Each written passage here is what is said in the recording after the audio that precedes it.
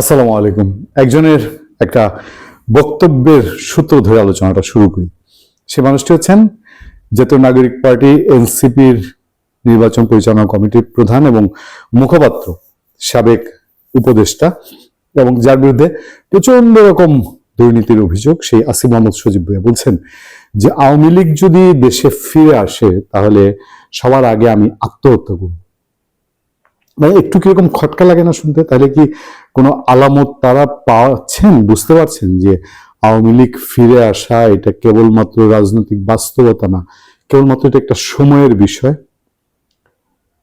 তাদের নেতারা প্রত্যেকেই নানানজন নানান কথা বলছেন।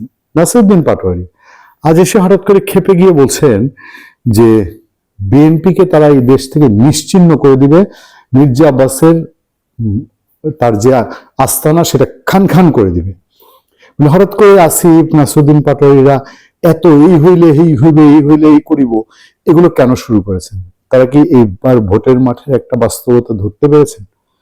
ভোট বলা হচ্ছে অর্ধেকও না, বিকেল দুপুর 2টা পর্যন্ত 47% সামথিং ভোট পড়েছে বলা হয়েছে।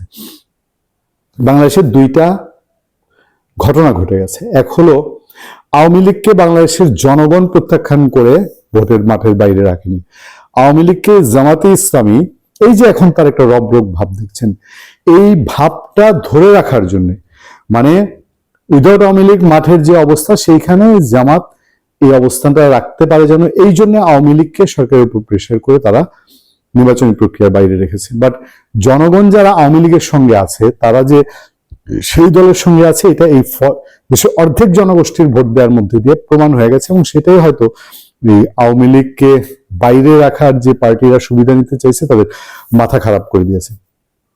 আমি বলছি না যে বিএনপি ক্ষমতায় গিয়েই সে সাদরে জামাই আদরে আওয়ামী লীগকে নিয়ে আসবে, কারণ আওয়ামী লীগের যেরকম এই 17 মাসের ক্ষত, একদম দগদগে ক্ষত, বিএনপির লোকজনের হামলা মামলা, নানান রকম দখলদারিত্ব, চাঁদাবাজি, বিএনপিরও কিন্তু আওয়ামী লীগের মামলা হামলার ক্ষত সম্পূর্ণ মানে সুস্থ হয়ে যায়নি, সম্পূর্ণ ক্ষত দূর হয়ে যায়নি। তাদের দুই দলের প্রতি যে অন্যায় অবিচার, সেটার দগদগে দাগ এখন তাদের মধ্যে রয়ে গেছে। কিন্তু বিএনপি তার অপোনেন্ট, বিরোধী অংশ হিসেবে কাকে চুজ করবে? এই যে জামাতের লোকজন, জামাতের জোটের লোকজন বলছে বিএনপিকে ছিন্ন ভিন্ন করে ফেলবে, নিশ্চিহ্ন করে ফেলবে এই দেশ থেকে, এই সিগন্যাল গুলোকে বিএনপি পাচ্ছে না যে আওয়ামী লীগ তাকে তো অন্তত নিষিদ্ধ করেনি, আওয়ামী লীগ দেশ ছাড়া করেনি। কিন্তু এই লোকগুলা ভবিষ্যতে আওয়ামী লীগবিহীন মাঠে যদি এরা আরো বাড়তে থাকে, তাহলে বিএনপিকে সত্যিকার অর্থে বিএনপির উপরে আঘাত করবে শক্তভাবে এবং বিএনপিকে আওয়ামী লীগ বানানোর চেষ্টা করবে।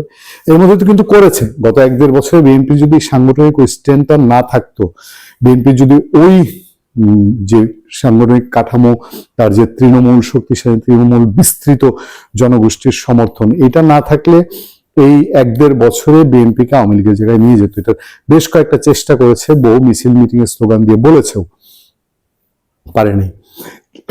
জামাতে ইসলাম, দুঃখিত জামাতে ইসলামী, সে আওয়ামী লীগ যতদিন মাঠে থাকবে না ততদিনই সে আস্তে আস্তে আস্তে আস্তে তাকে শক্তিশালী। এই নির্বাচনে আওয়ামী লীগ যদি থাকতো, জামাতকে হয় তৃতীয় চতুর্থ শক্তি হিসাবে ফাইট করতে হতো, অথবা জামাতকে বিএনপির সঙ্গে জোট করতে হতো। আমাকে একজন জিজ্ঞেস করেছে যে এই যে 47% ভোট, এরা কারা?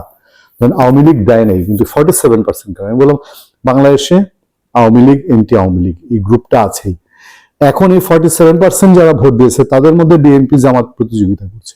যদি আওয়ামী লীগ থাকতো তাহলে জামাতকে শেষ পর্যন্ত বিএনপির ঘাড়ে সওয়ার হইতে হতো। তখন আর 40-50টা 100 সিটের বার্গেনিং জামাত করতে পারতো না, তাকে সর্বোচ্চ 20টা সিটের বার্গেনিং করতে হতো। যাই হোক, এই নির্বাচন আমাদেরকে হয়তো চোখে আঙ্গুল দিয়ে দেখিয়ে দিয়েছে যে খুব দ্রুত সময়ের মধ্যে আওয়ামী লীগ, বিএনপি এই দলগুলোকে তাদের তৃণমূল রক্ষা করে, এবারও রক্ষার একটা আলামত আমাদের সামনে। ভালো থাকবেন, সুস্থ থাকবেন। আপনার সাথে আতিক রহমান, পূর্ণিয়া।